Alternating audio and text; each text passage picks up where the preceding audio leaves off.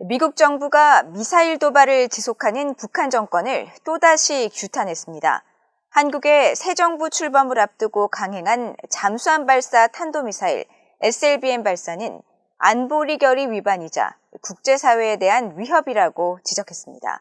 첫 소식 함지하 기자가 보도합니다.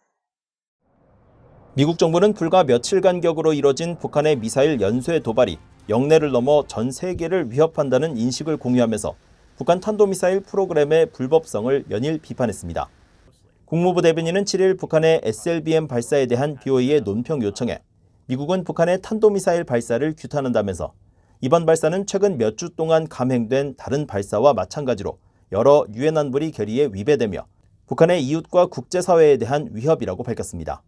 국무부 대변인은 이어 우리는 북한에 대한 외교적 접근에 여전히 전념하고 있고 이들이 대화에 나설 것을 촉구한다면서 한국과 일본에 대한 우리의 방어 의지는 여전히 철통 같다고 강조했습니다.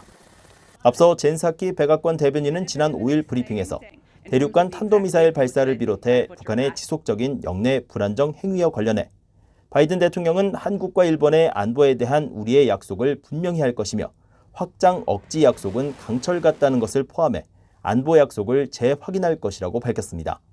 확장 억지란 미국의 우방이 제3국으로부터 핵 공격 위협을 받으면 미국도 핵 억제력을 이들 국가에까지 확장해 제공한다는 개념입니다. 존 커비 국방부 대변인도 5일 로이드 오스틴 미국 국방장관과 서욱 한국 국방장관의 통화 사실을 알리면서 확장 억제를 위해 미국의 모든 군사 역량을 동원해 한국을 지킬 것이라는 미국의 철통 같은 약속을 재확인했다고 전했습니다.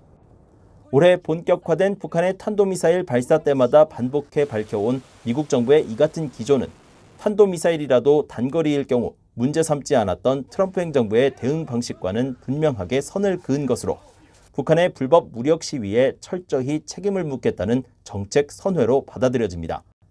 또 두 아시아 동맹국을 사정권에 두는 북한의 단거리 미사일 위협에 눈 감을 수 없다는 바이든 행정부의 동맹 우선 인식을 드러낸 것으로 이 같은 방향은 바이든 대통령의 한국, 일본 방문을 앞두고 정부 주요 부처에서 잇따라 핵 우산 제공을 확약하며 더 구체화하고 있습니다.